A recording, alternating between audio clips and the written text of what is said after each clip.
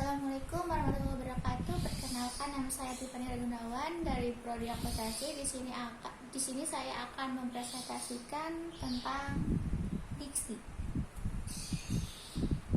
Baik, ini dia PowerPoint-nya.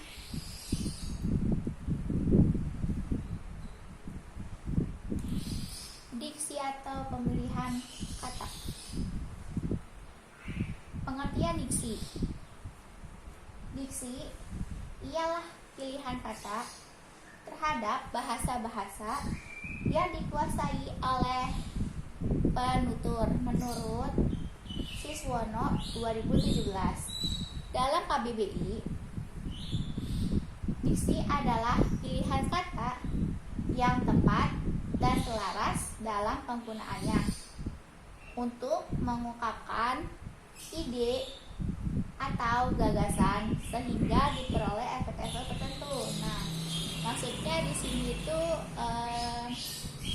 kita itu di dalam berbicara atau penulisan kita itu harus memperhatikan pemilihan katanya. Nah, pemilihan katanya itu mungkin di saat kita berbicara tuh kepada siapa, terus habis gitu lebih tepatnya kita itu harus bisa menempatkan pemilihan katanya itu saat kita berbicara ataupun kita menulis gitu loh. Dan di sini terdapat dalam memilih kata setepatnya untuk menyatakan suatu maksud. Kita dapat lari dari kamus. Maka kamus memberikan suatu ketepatan kepada kita tentang pemakaian kata. Nah, bener kan? Jadi kita itu di dalam apapun itu kita tuh harus memperhatikan suatu kata yang kita ucap atau kita tulis. Dan selanjutnya, nah ini ada contohnya, contoh ungkapan diksinya, bisa dilihat. Oke, yang pertama itu beberapa contoh ungkapan dalam diksi, yaitu sebagai berikut. Yang pertama, diam. Nah, diam itu dia pakai kata seru. Nah, jadi kan dia seolah-olah gitu nadanya itu kayak tinggi kan. Nah, itu tuh sebaiknya itu kalau kita berbicara dengan orang lain, nah ya kita itu nggak boleh terlalu pakai tanda seru. Jadinya kayak agak salah paham juga sih nantinya ujung-ujungnya. Nanti seolah-olah kita tuh kayak nyuruh mereka diam saat mereka tuh ngomong gitu. Kalau mau gini, bisakah kalian diam gitu, jangan kayak diam itu kayak seolah-olah tuh kayak benar-benar memarahin mereka untuk diam gitu. Terus yang kedua ada tutup mulut. Terus yang ketiga, jangan berisik gitu kan. Terus 4, saya harap Anda tenang. Nah, saya harap Anda tenang itu biasanya itu terdapat di beberapa tempat ya, kayak contohnya yang saya tahu itu mungkin kayak di ruang sekolah yang sedang ujian maksudnya. Terus atau enggak kayak saya harap Anda tenang. Nah, saya harap Anda tenang itu contohnya kayak di tempat rumah sakit atau bahkan di tempat kepolisian mungkin ya. Terus dapatkah Anda tunggu sebentar gitu kan, pakai tanda seru. Jadi dapatkah Anda tunggu sebentar, jadi itu seharusnya kalau kayak gitu sih kalimat seru kan, kalimat perintah. Tapi kan kebanyakan orang kan takutnya kan kesalahpahaman memakai tanda seru itu kan. Jadi kita tuh harus pandai-pandai memilih kata dalam suatu apapun itu. Terus ungkapan-ungkapan tersebut pada dasarnya mengandung informasi yang sama, tetapi dinyatakan dalam pilihan kata yang berbeda-beda. Perbedaan pilihan kata itu dapat menimbulkan kesan dan efek komunikasi yang berbeda pula. Nah, iya kan, kita tuh maksudnya tuh penulisannya itu sama, tapi kita tuh cara mengungkapkannya mungkin beda gitu. Ada yang kita menganggapnya kayak dia terlalu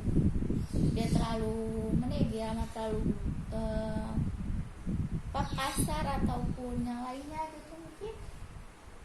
Terus diksi atau pilihan kata adalah tindakan memilih yang tepat yang digunakan oleh penulis untuk menyatakan sesuatu yang salah satu fungsinya adalah untuk melambangkan gagasan yang diekspresikan secara verbal. Nah, terus selanjutnya ada fungsi diksi. Nah, di sini fungsi diksi sudah ada di sini ya, nggak kelihatan. Terus di fungsi diksi ini ada 6. Yang pertama itu ada melambangkan gagasan yang diekspresikan secara verbal. Yang kedua, membentuk gaya ekspresi gagasan yang tepat. Terus yang keempat, mencegah perbedaan penafsiran. Yang kelima, mencegah salah pemahaman. Yang keenam, ada mengefektifkan pencapaian target komunikasi. Nah, jadi itu di fungsi diksi itu terdapat beberapa fungsi. Nah, yang salah satunya itu ada membentuk gaya ekspresi gagasan tepat kan. Jadi di dalam diksi ini kita bisa tahu gitu ekspresi seseorang untuk berbicara ataupun apapun itu bisa kita lihat di dalam diksi ini. Kalau misalnya dia ngomongnya agak marah gitu atau itu terlihat kan ekspresinya itu kalau dia tuh menunjukkan arah gitu. Terus kalau misalnya dia nadanya misalkan dia agak turun gitu tuh dia tuh berarti sedang sedih ataupun sesuatu kita nggak tahu. Terus yang ketiga ada syarat-syarat diksi. Syarat-syarat yang harus dipenuhi agar seseorang penulis atau pengarang dapat menghasilkan sebuah tulisan atau karangannya dengan baik. Ada sebagai berikut. Yang pertama, ada unsur ketepatan. Kesesuaian kita dapat diartikan secara sederhana apabila diksi yang digunakan tidak merusak suatu atau menyinggung orang lain yang mendengar atau membacanya. Tuh. Maksudnya di sini tuh kesesuaian kata, berarti unsur ketepatan. Jadi itu kita tuh di dalam menulis atau mau berbicara itu tuh harus bisa menyesuaikan si katanya itu agar kita tuh tidak menyinggung perasaan orang lain yang terhadap kita ngomongin itu gitu. Terus selanjutnya ada unsur kecermatan. Kecermatan dalam pemilihan kata berkaitan dengan kemampuan memilih kata yang benar-benar diperlukan untuk mengungkapkan gagasan tertentu. Jadi itu kecermatan dengan jadi itu kita tuh benar-benar tuh harus cermat dalam pemilihan si kata itu. Jadi kita tuh sebelum kita bicara atau kita nulis, kita tuh harus benar-benar cermati dulu apa yang kita mau kita tulis, kita bicara ya. Terus unsur kesesuaian kata dapat diartikan secara sederhana apabila diksi yang digunakan tidak merusak suasana atau menyinggung orang yang mendengar atau membaca. Nah, kesesuaian diartikan sederhana apabila jadi itu ya benar, kesesuaian itu juga mencakup juga di dalam diksi ini. Karena si kesesuaian mungkin memang yang paling penting ya di dalam diksi ini menurut saya pribadi. Terus karena kan dia kan kesesuaian dalam pemilihan kata itu kan. Jadi kan kalau misalnya si kata itu gak sesuai, jadi kan otomatis kan si kata yang lainnya akan sesuai juga, dan yang fungsi-fungsi lain itu bisa kayak buruk gitu, bisa benar-benar klop gitu loh. Terus selanjutnya ada unsur kecermatan. Nah yang tadi kan ada pertama kan unsur kecermatan, ada pun yang dimaksud dengan ekonomi bahasa kehematan dalam penggunaan unsur kebahasaan. Dengan demikian, kalau ada kata atau ungkapan, sebentar, nah ya coba lihat ya, coba biasaan. Dengan demikian, kalau ada kata atau ungkapan yang lebih singkat, kita tidak perlu menggunakan kata atau ungkapan yang lebih panjang karena hal itu tidak ekonomis. Nah, jadi tuh kita tuh kalau ngomong itu harus dengan pada intinya apa, terus apa yang kita bicara intinya apa. Jadi kita tuh tidak perlu berbicara atau mengungkapkan itu secara lebih detail gitu.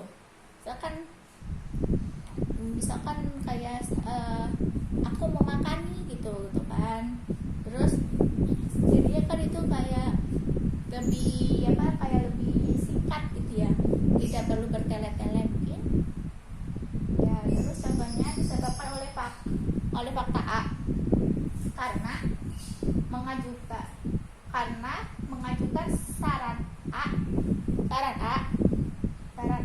petik di atas menyarankan melakukan kunjungan A berkunjung, terus mengeluarkan pemberitahuan kayak A memberitahukan, singkat itu. Nah, di sini tuh ada cakupan dalam diksi. Nah, yang pertama itu ada pembagian cakupan diksi. Menurut Sitorus, ada beberapa pembagian dalam cakupan diksi. Beberapa bagian tersebut akan dijabarkan sebagai berikut. Ya, saya akan jelaskan. Nah, yang pertama berdasarkan makna. Berdasarkan makna kata yang A itu ada denotasi. Denotasi itu adalah makna yang mengacu pada gagasan tertentu. Itu makna dasar. Nah, contohnya itu kayak rumah, kayak toilet, ataupun pekerjaan, terus kayak kamar kecil, terus yang dan lain-lain.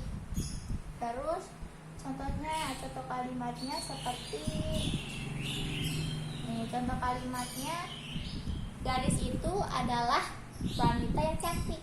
Nah, itu denotatif. Terus rumah itu luasnya 1150 meter persegi. Itu denotatif.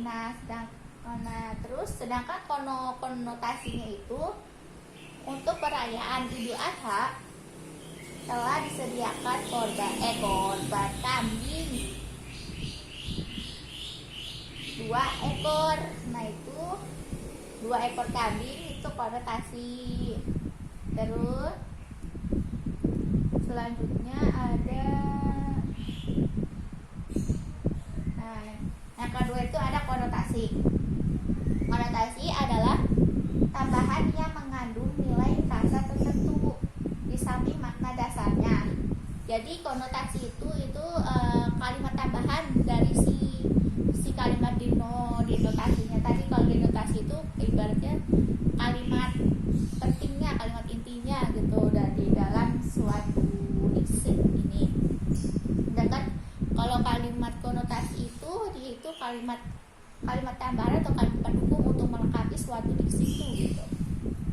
Terus makna konotatif itu adalah makna asosiatif. Ya, makna yang timbul sebagai akibat dari sikap sosial gitu. Nah, ini bisa dilihat. Oke.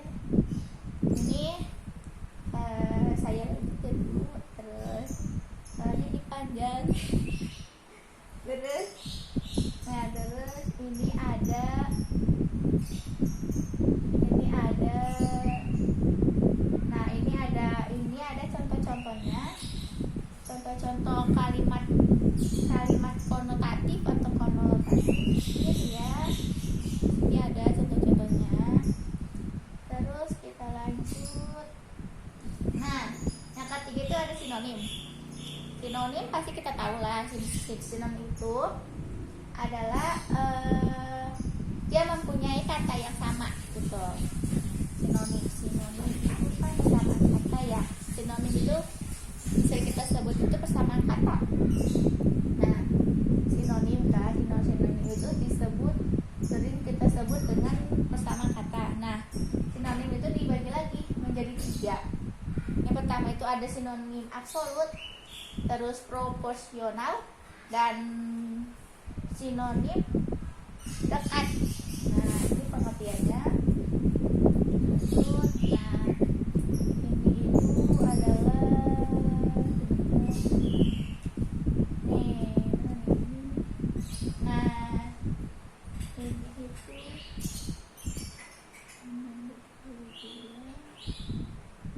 nah, nih. Nah, contohnya itu sinonim itu seperti kayak agung, besar, sama raya. Contoh dalam kalimatnya, di sebuah kerajaan terlihat sangat agung sekali. Yang kedua ada mati, angkat, wafat, sama meninggal. Ya, contohnya Halimah itu mati karena tertembak oleh pemburu. Nah, itu di contoh-contohnya. Ya kan, sama katanya. Terus antonim. Antonim adalah 2 kalimat yang saling berlawanan, yang sering kita sebut dengan lawan kata. Nah, contohnya di sini tuh ada besar, terus lawan katanya kecil, terus jauh, dekat, tinggi, pendek, atau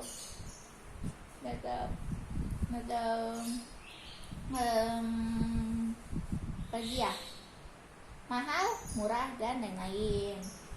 Nah, ini contoh-contoh kalimatnya yang bisa dilihat. Terus, nah, homonim. Nah, homonimnya secara etimologi berasal dari bahasa Yunani kuno, yaitu onoma, yang berarti nama, dan homo artinya sama.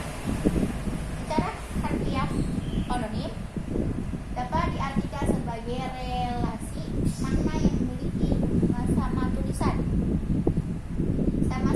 sama nama, sama pengucapan, namun maknanya beda arti. Jadi itu kita tuh mengungkapannya itu dengan cara yang sama. Nah, tapi itu kayak berbeda artinya. Arti itu beda gitu. Itu tuh ungkapinya tuh kayak sama. Nah, tapi dalam artian itu berbeda. Contohnya kayak bisa ular itu sangat mematikan. Nah, yang kedua itu pada materi ini adalah setelah kita mengetahui tentang apa yang sudah tercantum di dalam diksi atau beberapa kata ini, kita jadi lebih paham mana yang boleh diungkapkan atau tidak dalam kita berbicara ataupun kita menulis atau yang lainnya. Terus kita juga bisa menggunakan aturan-aturan itu untuk menjadi yang lebih baik gitu loh dalam penulisannya atau berbicaranya mungkin pada orang lain. Terus kita tuh harus benar-benar memperhatikan pilihan katanya gitu. Demikian kurang lebihnya dari saya. Wassalamualaikum